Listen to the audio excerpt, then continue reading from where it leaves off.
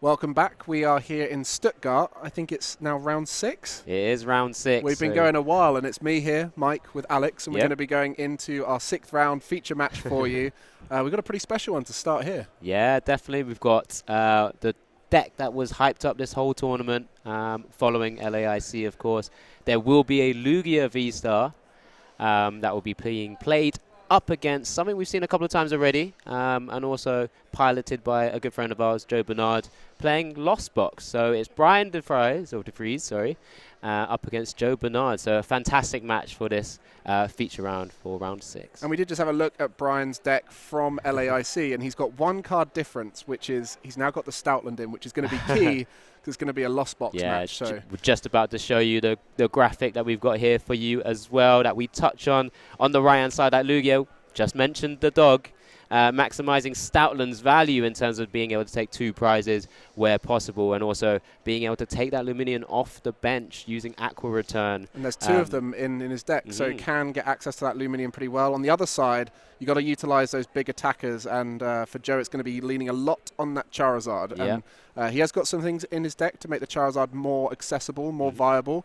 But yeah, to lean into that Charizard to get those big knockouts. And we'll be seeing how that pans out across the game. But we see here the prizes, and we speak about that Charizard straight away in the prizes. Yeah, nothing too crazy on Brian's side either. Well, I shouldn't say either. On Brian's side, just that Yveltal that he plays a 2 of in his list currently. So he's playing a very similar, if not identical list, other than what we already mentioned with that Stoutland coming in as well. But as we go into game 1 of our round 6 feature match, it looks like we're just kind of making sure, and we'll find out for you who's going to start shortly.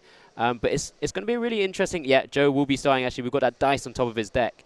So it looks like he's won the coin flip there. Maybe it's a mulligan there as well. I don't know. But likely to have taken it by now, I think. Yeah. Also, big thing I just spotted in Joe's hand, he has that heavy ball. Ooh. So that Charizard, which we were worried about in the prizes, will be quickly attainable for Joe.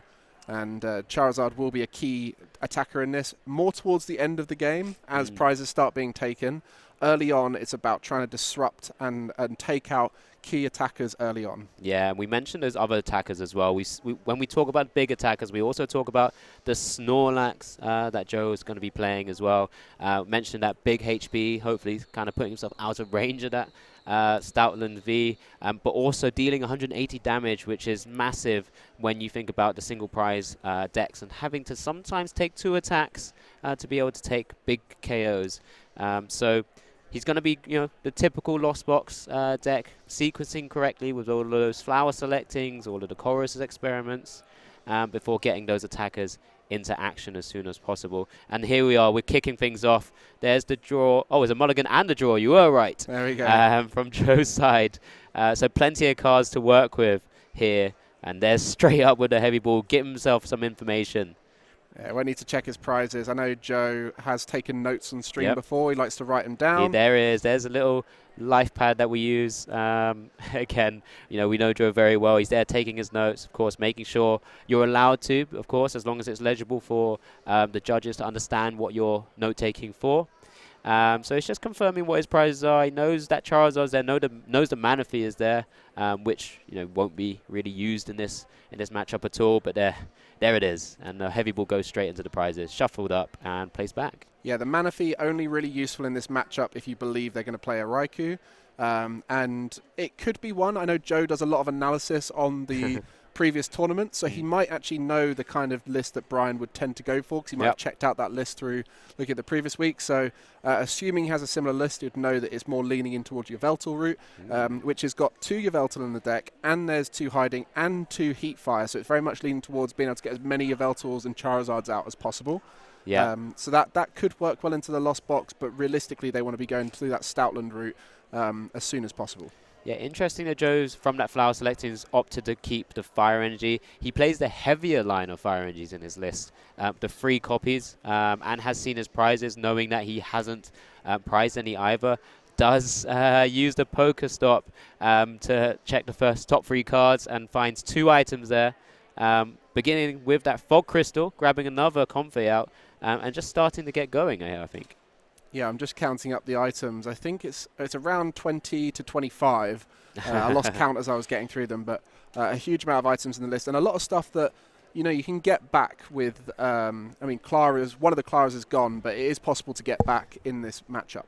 Yeah, definitely so. And I mean, I'm sure Joe would have been looking for those battle VIP passes. We know how vital that card is. There's the scoop up net. Going into the second config now, there's 2 switch cards essentially. The switch card and another scoop up net. So can keep going for this current turn.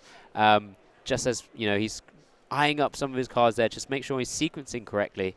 As we've mentioned on our previous games, it's a really hard deck to make sure you're doing all the right intricate moves at the right time and in the right order. Especially as a deck that can take some time to get to your win condition, so you have to play it fast whilst also playing it smart. And you see there that fire energy you mentioned about the first one being taken to hand, just thinking that one Clara in the Lost Zone is better than starting a fire in there, because then it makes it the future energy choices much tougher, whereas by conserving those early energy choices, it makes future flower selectings more easy. Yeah, definitely. And this is going into now the 4th flower selecting. So there will be 4 now going into the Lost Zone. I think another quite interesting decision there.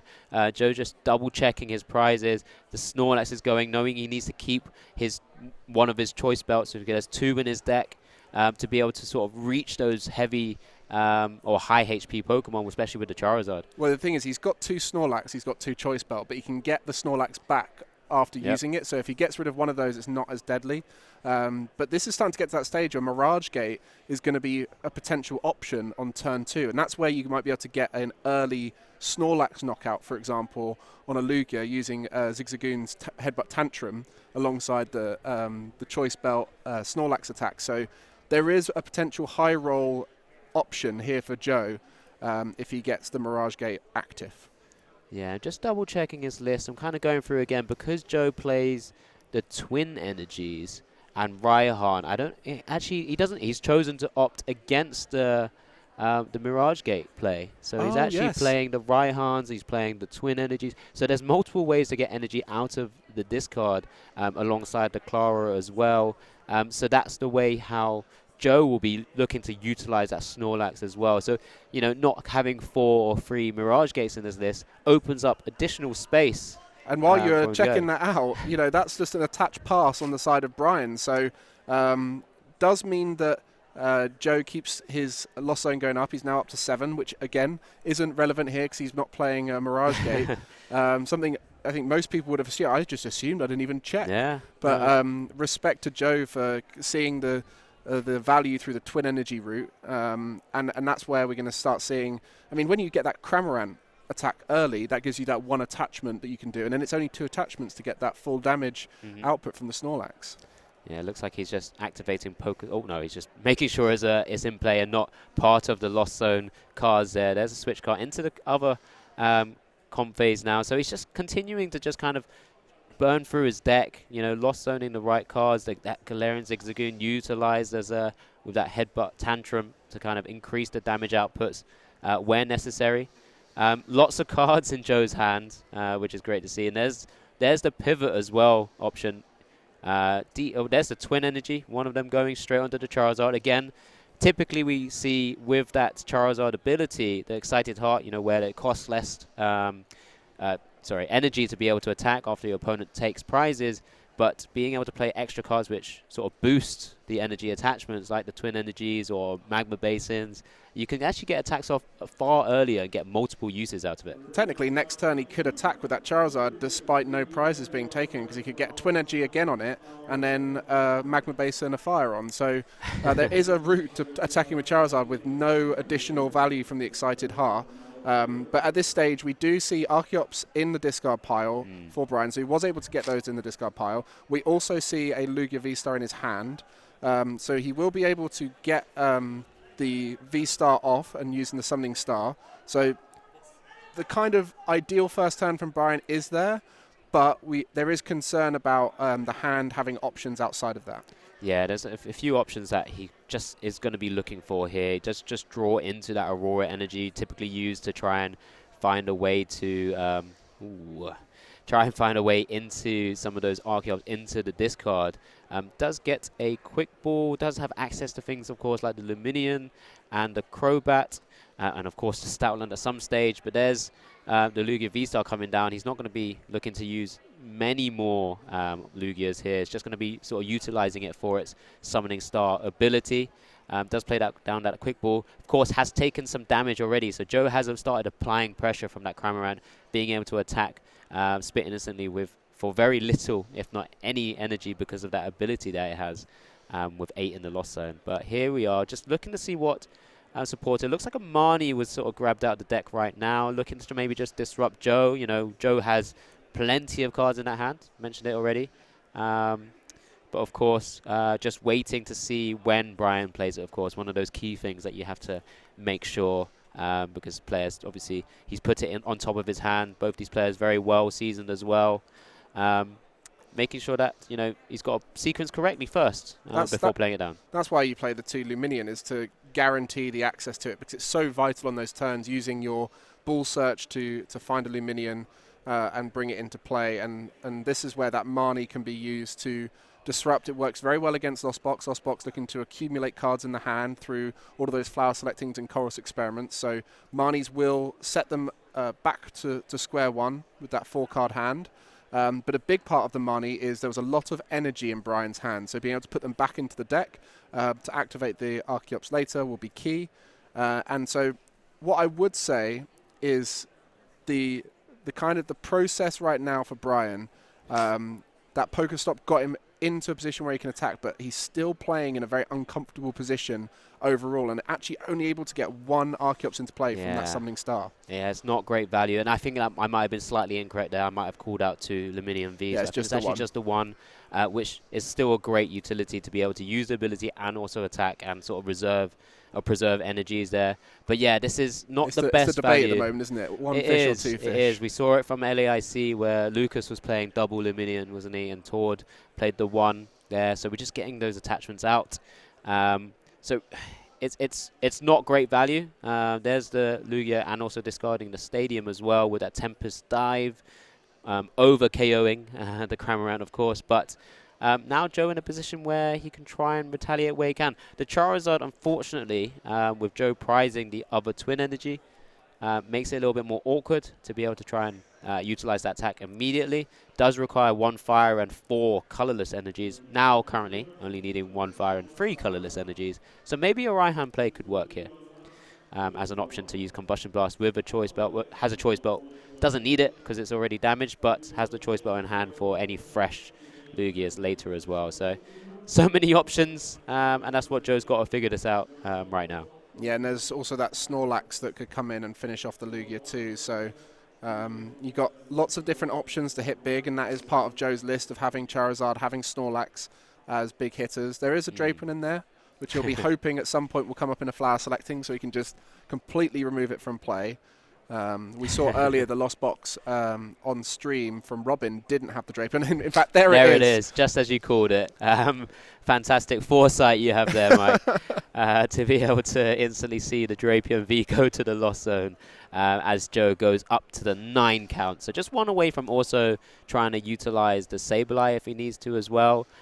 Brian just a little bit on the back foot, I think, here. But I think Joe's just kind of mulling over his options in terms of how could he get an attack off, how can he apply enough pressure. He does need to go into this other comfy to push him up to 12, 10 Lost Zone cards as well. Activating that Sableye. Sableye right now wouldn't do enough damage to the Lugia, so really wants to try and find a way to get Charizard or Snorlax to attack, but after that Marnie, I think it's going to be challenging here for Joe. As this is pretty much the dream Lost Zone number at this stage of the game. You'd very much hope to get to this level, and it's going to be an escape rope here. So that's going to put the Luminion into the active spot. So the Charizard there now.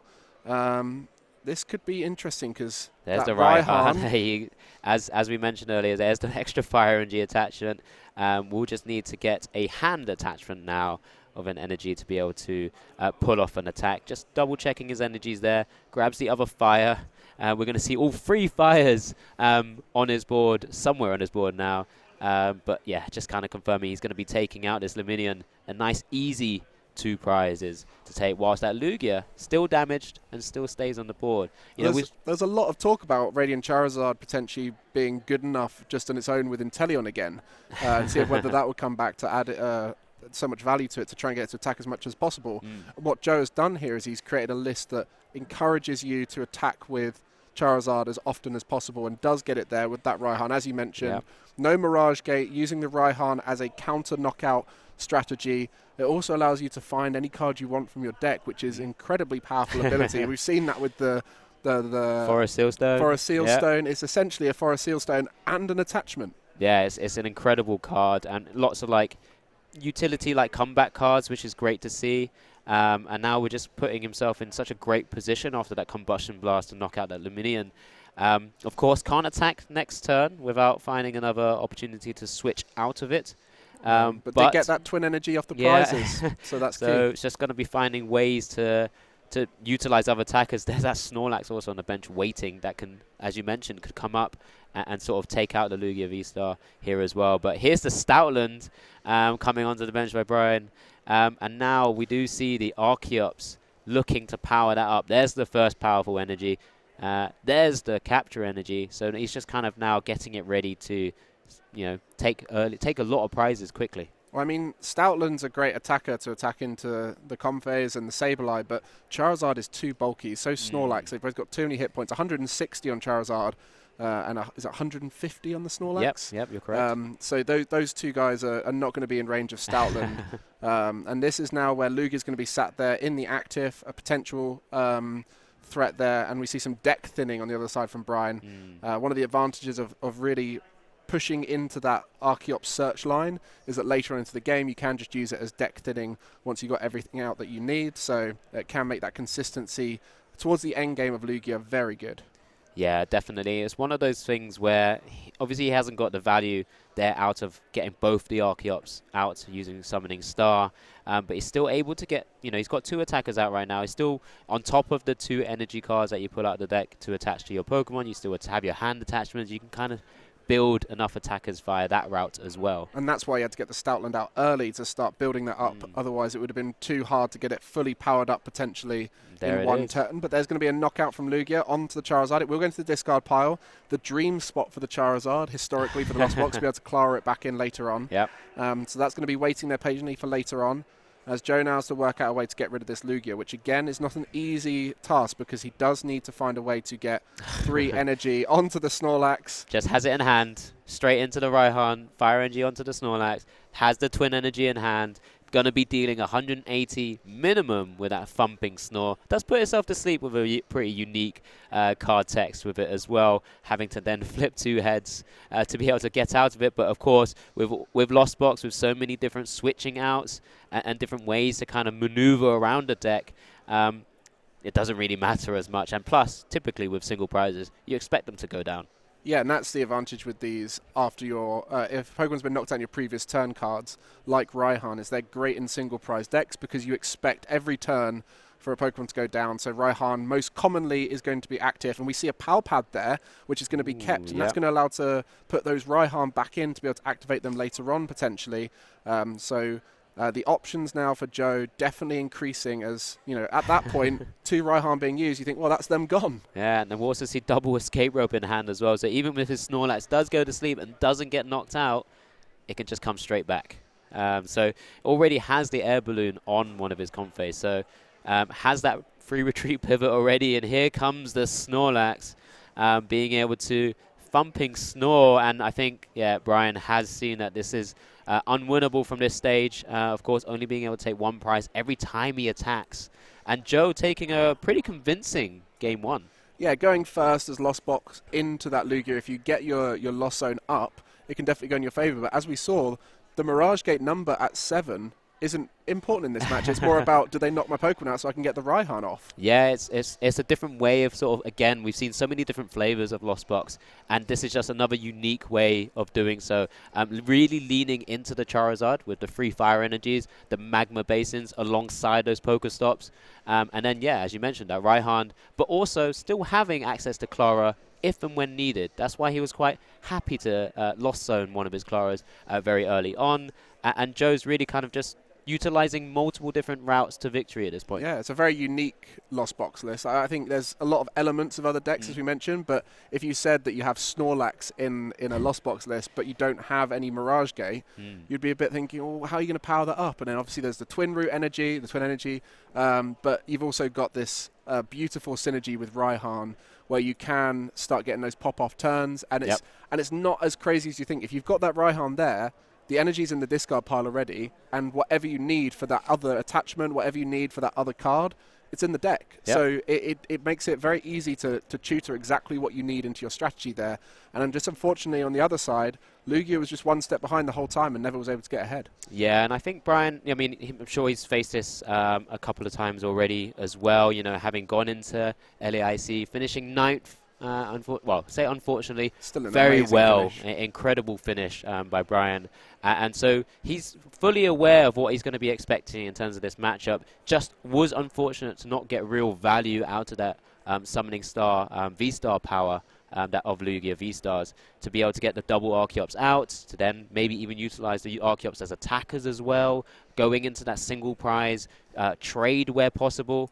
But yeah, you know, both these players now just setting up for game 2 of our round 6 feature match here as we look at the prizes from both sides of the board. Again, I don't think nothing too crazy either side. Maybe the Snorlax, if an early Snorlax gets put into the lost zone, similarly to how it did in the first game. And but, attach pass again. But there is stuff in hand. Yeah, so Brian's, I think, quite okay with this scenario. He's got multiple energies in hand, which isn't always ideal. But has, I believe, a Crobat, has his own Radiant Charizard as well, utilizing a lot of these heat energies and different Auroras. But in theory, this is all he really needs turn 1. He just wants that Lugia so it can evolve and eventually use Summoning Star. And so we see that Snorlax going to be going into the discard pile, so that's going to be checked by Joe here, and that means that he's going to think, I've got to heavy ball it out of my prizes, or I've got to use some kind of ordinary rod. Has he got ordinary rod in there? No, he's got the Clara, the two plays Clara. Clara, yeah. So that's the only way to get it back out of the discard pile. So that's why that first decision to try and check your deck is so important in Lost Box, because often you can play your first few flower selectings without ever getting a chance to check what's in the deck. Yeah, and that's why it's often vital for some of the decks that we see when they go through their first deck search. It can sometimes take a little bit longer. It's a little bit of a grace period from your opponents when you play through the game, because this is your first time seeing what's in your deck, what's prized. Joe obviously taking notes as well, making sure it's a fresh new page every time. It just clears, and then he just writes in the prizes for this game, so that he knows what to kind of go for, if there's any pieces of the puzzle that he needs for his combos. So here we go. It is the first flower selecting of game 2. Oh, it's an important one. Ooh, that's Raihan. Is that a battle VIP pass? It is. So the first Raihan scene is going to have to go into the Lost Zone, which was so key to last game. But as we mentioned, there are 2 of them in the deck. We saw 2 of them last game. There's the PAL pad to be able to increase the number of uses. But the VIP pass, just too key at this early stage to start getting those comfades down. And in particular, try and get to that Lost Zone count of 4 to activate the Spit Innocently from the Cramorant using Lost Provisions ability. Yeah, exactly. That Cramorant putting in work, even though it was just a 1 attack in game 1, but applying enough pressure to be able to allow 2-hit KOs onto a Pokemon, onto V-Star Pokemon, in effect, alongside the Charizard or the Snorlax itself. And there's another flower selecting there. I think it looks like a Fog Crystal going into the Lost Zone. So that's 2 already, alongside a Pokestop. Hasn't found a Chorus yet, because that's his way of getting into 4 Lost Zone cards the quickest way. So there, I think he would have checked his hand to go whether the Fog Crystal was worth it or not. Because that if he could have got another Confe out with the Fog Crystal, maybe he had a switch out, but he checked his hand, didn't have that. So he knew he had to high roll with the Pokestop to try and get more things, maybe a switch out and a Ball Search. There's a Clara coming down. Looks to target the... Ooh, yeah, just kind of picking back up that Snorlax, knowing he's not got access to another one right now. But just kind of utilizing and now knowing where his cards are. Setting up his board for now. Just attaching the Psychic Energy to the Snorlax. There's a Primate Wisdom from the Oranguru. Obviously has played the sport, so can't Cold Rest. Won't be able to attack this turn. So Joe will be playing a bit of a slower turn 1 right now. Whereas he was popping off without even using Chorus to get to 4 in game 1. So just a pass back over to Brian now. Yeah, and I think that was the least chosen option there, probably for his second turn there, to use a Clara. You rarely see a Clara use this early on in a game, but as he quite rightfully did there, putting that Snorlax down with the energy on, at least it opened up that potential for future big damage, especially puts a threat on the board against something like a Stoutland, and it puts, and with the Zigzagoon as well, it does put an unevolved Lugia in range, so there's lots of things it brings into the game, because at that point he knew there was no chance to reach for the Spit Innocently there, so Yeah, I get that was kind of this is what my cards have chosen I'm going to do this turn. I don't really have much choice at this point. No, and I think he won't be too upset with that, because he'll probably be thinking, as you mentioned, he might have seen Brian's list from AIC before, and there's a Marnie just coming down as we saw the Lugia V-Star come out to play as well. But with a lot of these decks, they start to flip-flop between Boss's Orders and the Serena, and Serena not being able to gust up any of these single prize attackers means that Snorlax is likely to sort of sit there quite pretty for a little bit longer. So just having an energy attachment there, and just if he's able to draw into a twin energy, can just start applying a lot of damage quite quickly as well. But there's the Marnie, of course, we see. I think that was the Aurora, and there comes another Lugia as well.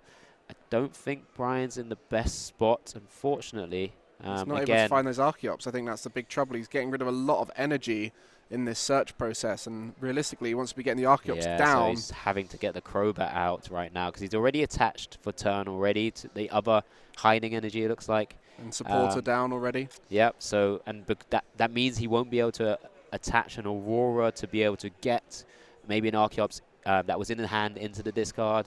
Only for 3. So a few options. There's a quick ball. Evo Inset. Oh, hello. Okay. That's something. It's possible. Oh, he can get at least one there, just from what I can see in the cards there. That's the quick ball to get rid of that Archeops. But it's only one again, and that's the trouble. Yeah, well, you can get an attack off this turn, but we saw last game how much it affected his routing. He had to start putting stuff down a turn earlier to start powering it up and guarantee it. And he's actually going to be passing there. This is the worry as well, because he's now benched a second Lugia and also the Crobat. Joe's currently licking his lips, thinking, there's all my 2 prizes that I need to take out.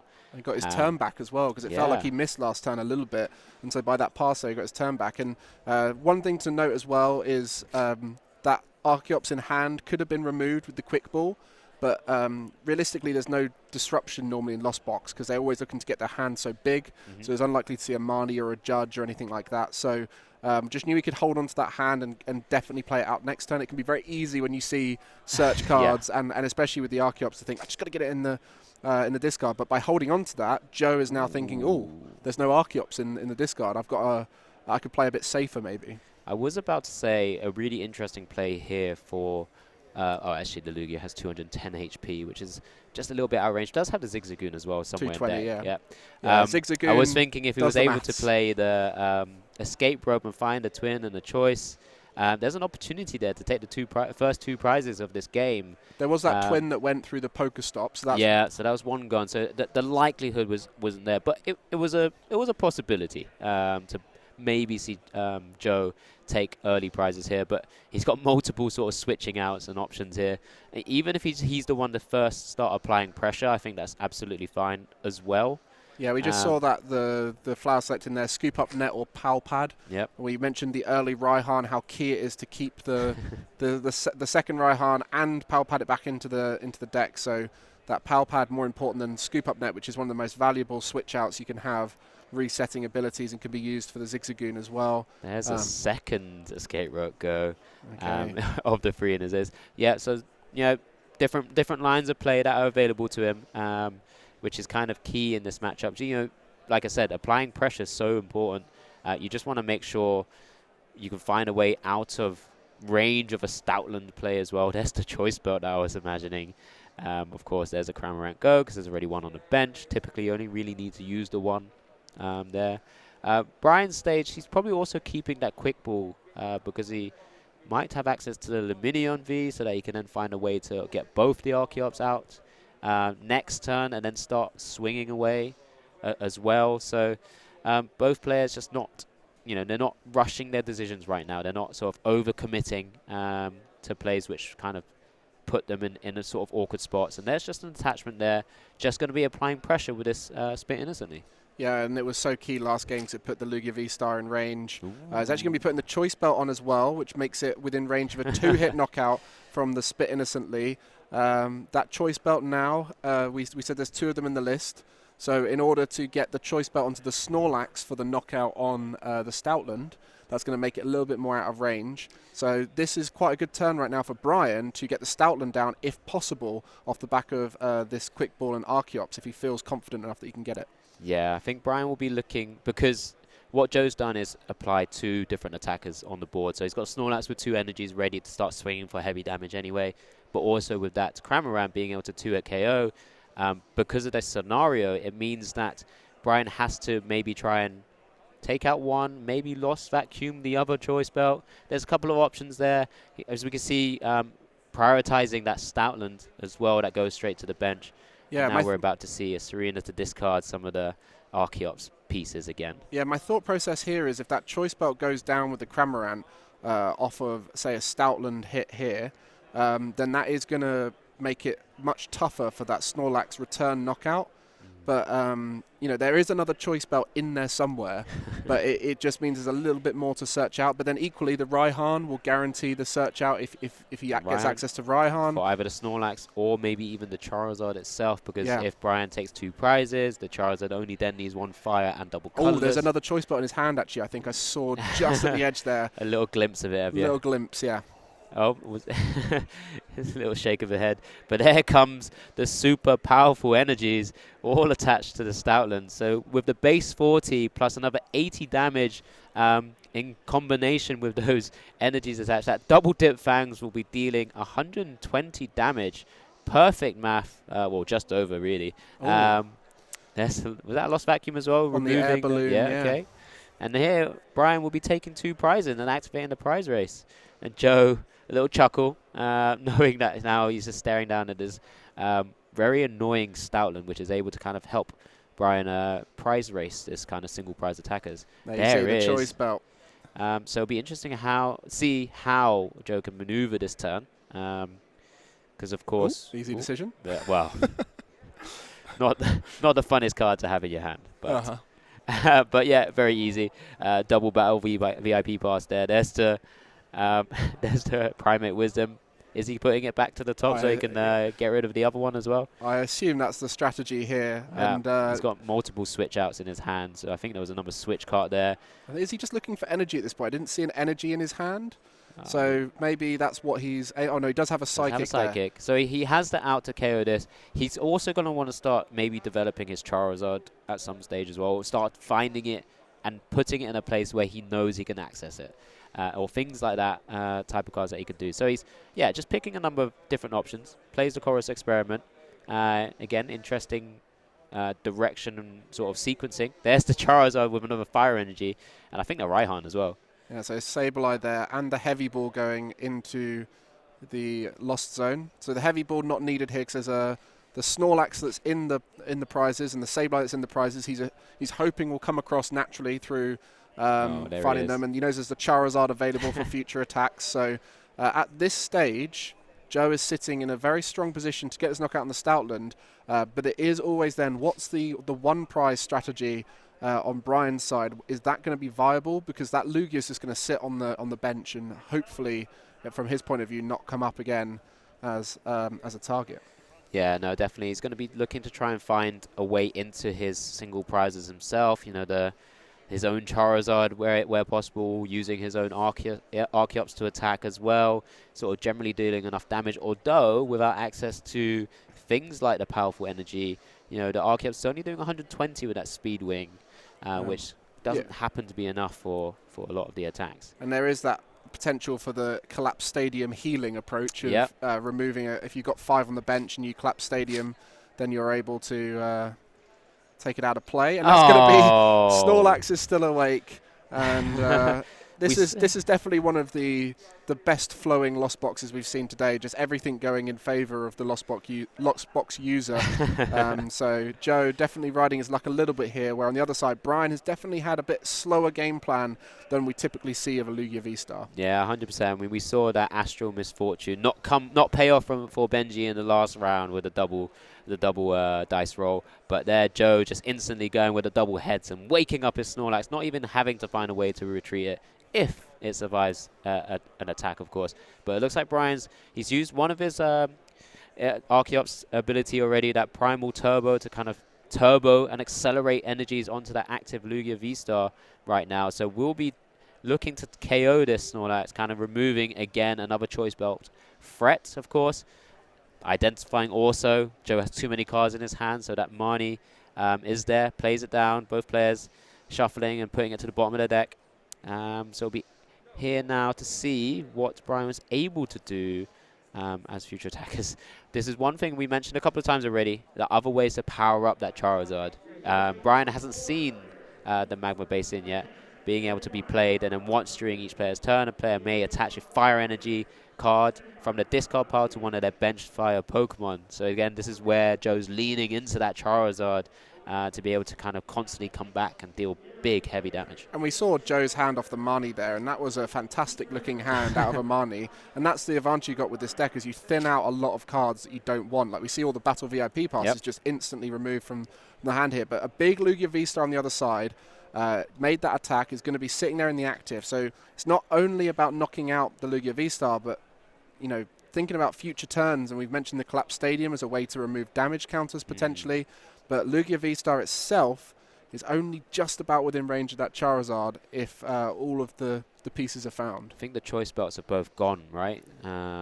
If I recall correctly, that Snorlax has already lost one. There might be one already gone. There was one on the Cramorant, and then and the Snorlax. The Snorlax, so no Choice Belts available. No, but at the same time, we're talking about a Collapse again. He's only going to be able to get rid of one of those sort of more squishy Pokemon on Brian's bench right now, either the damaged Lugia V-Star or the Crobat. But at the same time, Joe could also look to just apply a lot of damage and then try and sweep with the Sableye as well, with Lost Mine. One in the prizes, one in the Lost Zone. Oh, well, okay. The options are starting to thin out a little bit here. And this is where the challenge comes with the decisions you make. You mentioned the Charizard being such a good attacker in this version that Joe's got. It does do a lot of damage, and putting 250 damage on a Lugia V-Star is great in Lost Box to be able to finish off. But all of the options, the triple headbutt tantrum from the Zigzagoon's gone. I was thinking that. The Choice Belts are all gone, so just out of range now, the Lugia. So really, the Gust would have been the dream scenario here, and it's just activating the Magma Basin there. So it takes 2 damage, but it's a free attachment, free acceleration to that Charizard, and we'll just need 1 hand attachment to be able to attack from here on. There's a Primate Wisdom as well from Oranguru. Just again, kind of going through his deck. I mean, I think the deck's actually quite thin as well. From Joe's side. Is there a Serena put back in earlier with the Pal Pad maybe, or is it still in the discard pile? Because that's the only Gust available. I believe he may have already played a Colress as well, so may just have to look at attacking into this Lugia for now. Just again, it's all about just applying pressure. Again, thinking about with a Collapse Stadium, they won't be able to get rid of 2 of those V Pokemon. So one's still in range. Yeah. Well, there you go, exactly. So now they're both in a position where they're just heavily damaged, and it's back over to Brian. So Joe will need to kind of utilize his resources from here on out with those Claras. We know there was one in the discard pile because he had to use it really early. And of course, with things like Pal Pad, being able to put them back into the deck, he's going to have to find a way to kind of recycle those Charizards where possible, whilst Brian's going to be looking to try and limit, of course, with that Collapse Stadium where he can, but also start trying to think about how he could use his single prize attackers like that Charizard of his own on his bench. Yeah, energy is a big factor now as well, because we've seen some retreats happen, some early energy discard as well, and that's what Joe will be doing there, checking through the discard pile. Because if this Lugia V-Star in the active goes to the bench for a retreat, and then the Collapse Stadium approach happens, we then start questioning where is this energy coming from. There's the Charizard that's got the potential to attack, but it's going to need a little bit more energy than that at this stage. There's a research, giving Brian a fresh 7 cards. Brian playing sort of, I guess, more on a slightly heavier energy count based on sort of the list that he's playing, because he's playing that double Yveltal and the Radiant Charizard, all sometimes needing quite heavy energy costs to be able to attack. So let's see what Brian's able to do from this position. Does Evo Incense just to kind of check what's remaining in his deck as well. Did research before using Primal Turbo to be able to kind of not necessarily waste energy getting out the deck first, maybe just drawing into it. Does just Tempest Dive. I think that's a big factor right now, is how much energy is left. So 2 prizes remaining here for Brian. Does have a very damaged Lugia in the active spot, which will be a fairly simple knockout for the Lost Box, we'd assume. One of the Cramorant was in the Lost Zone, one in the discard, the Charizard in the discard. There's a Snorlax and the Sableye, both in the prizes. So a lot of, I don't think there's any of the main attackers left in deck. Maybe not in deck, so he will need to again sort of think about how he's going to get those cards out of the discard, because he will need to take the knockout here. There's the Clara that he's just eyeing up. We'll be looking to have to use his Power Pad. Does obviously have a big hand as well. This Lugia only having 30 HP left, don't forget. But of course, his attackers right now I think are quite limited and available to him. So let's see how Joe plays this out. He's going to have to take a knockout here and then have to take a knockout on his next turn as well. There's the Power Pad, which is key. Doesn't want to hit anything else. That's when someone puts 1 back in with that Power Pad, you really know that they don't want anything else. They only want that card right there. Yeah, so this is kind of vital here. I don't know how many cards are remaining in Joe's deck, but there's a Flower selecting, takes the top 2. Is that Clara or Clara? Oh, yeah, that's a double Clara. But his turn here, he has to try and set up multiple attackers. So his maybe a Sableye and Charizard. But that, he goes for the Cram. So it's going to be Cram this turn, Charizard the next turn, most likely. And he's going to have to find his Serena to be able to do so at some stage as well. I think he's just double checking whether he puts another energy in hand or not, because he wants to maximize his percentages and outs here. So of course has that free pivot. There goes the Cram. It's just kind of, I think you don't really want to be putting Charizard down. So is that Serena in his hand then? Yeah, it must be. There it is. Well. So at this point, the deck is so thin. He's only got the cards he could possibly want. And with 1 card left in deck, so he just, Brian's going to be thinking, I need to some way disrupt this, because he's not going to bench that Charizard until he's ready to attack with it. It's sometimes very much a key decision that you have to sometimes make. There's the Cram, Spit Innocently knockout. And here, Brian has to take still has to take 2 more prizes, or only just give up the 1 with the Charizard. But Joe's going to have that Serena in hand, that one-off copy that he plays to gust up either the Crobat V or that already damaged Lugia. Yeah, and so that means the Collapse Stadium at this stage won't remove all the potential targets. The only option now is, I guess it's the knockout into Marnie or something, but even then it's the deck's so thin. There's only 1 card in the deck, so most of what will be drawn will be the hand available to Joe. So options very thin now for Brian, and he'll be looking back on that turn where he couldn't quite get the Archeops down, and that will be the pivot turn, because that is the key with Lugia, isn't it? You have a rhythm that you have to hit, and anything short of that, you open up the potential for the opponents. And right now, the Lugia V-Star deck just 1 turn behind, it feels, as there was too many Vs in play, so all of them accessible for the Lost Box to knock out, and Joe's Lost Box specifically aiming to knock out Vs with those Snorlax and Charizard cards included. And there's the boss on the Oranguru, so there's no Marnie play here, so he's just looking for a way maybe to try and prevent this. Oh, he's looking for deck out. Yeah, but he does have the Magma Base in, so can energy to the Charizard. Is there like a twin to retreat the Oranguru, and then it's just a Serena play, which is going to see it sequencing. There's a Serena for and a switch cut. There we go. And there we go. Joe will be taking his final 2 prizes with the Charizard, and yeah, it's felt quite easy, which is quite surprising as well, because that Stoutland typically turns it a little bit even more into the Lugia's favor. Yeah, it's a very unique way to build the deck Joe's done there. No Mirage Gates, he's got the Raihan route for powering up, and also the consistency of hitting that Lost Zone count is less relevant when you're not trying to hit 7. No, Because exactly. you can play around just getting that 4 and then slowly building up to the 10 and just using it as the draw engine.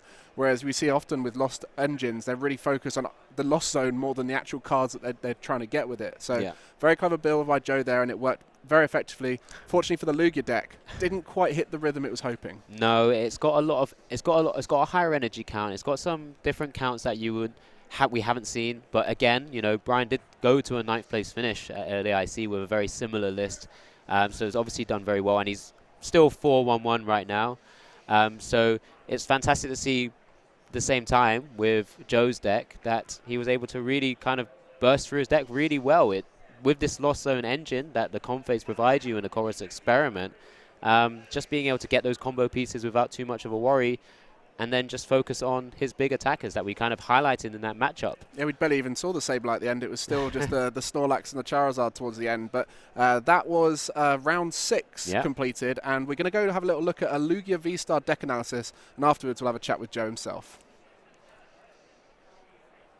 Hi there, I'm Shay Burton, and I'm going to explain to you why Lugia V-Star is the most busted deck we've seen in an awfully long time. Lugia V-Star is our build around, obviously, V-Star Pokemon with 280 HP. It has 1 attack, Tempest Dive, for 4 energy, you do 220 damage, and you can discard a Stadium in play.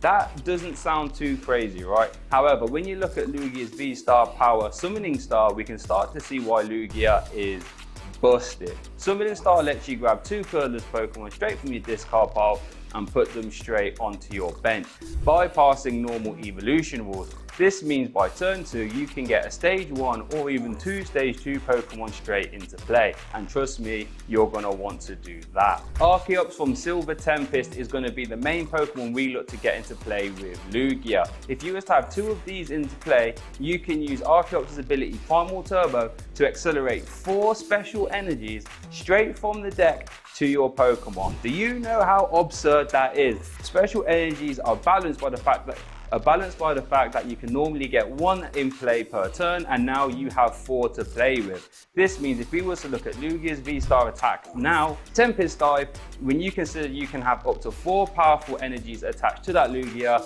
in combination with a Choice Belt, you are now swinging for upwards of 300 damage on a V-Star Pokemon that doesn't require any upkeep.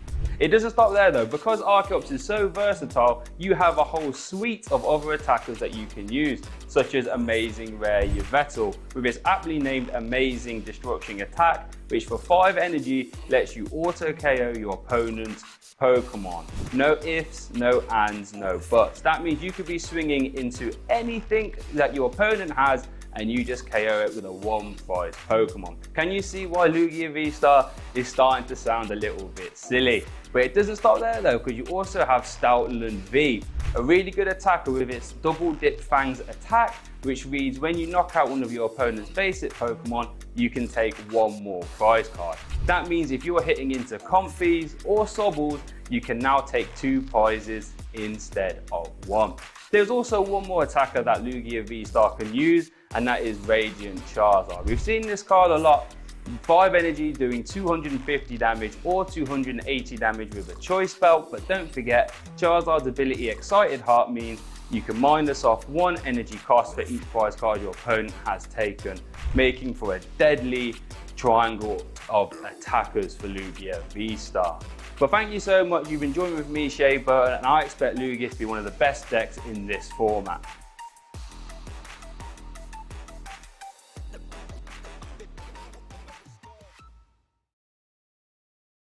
Welcome back, everybody.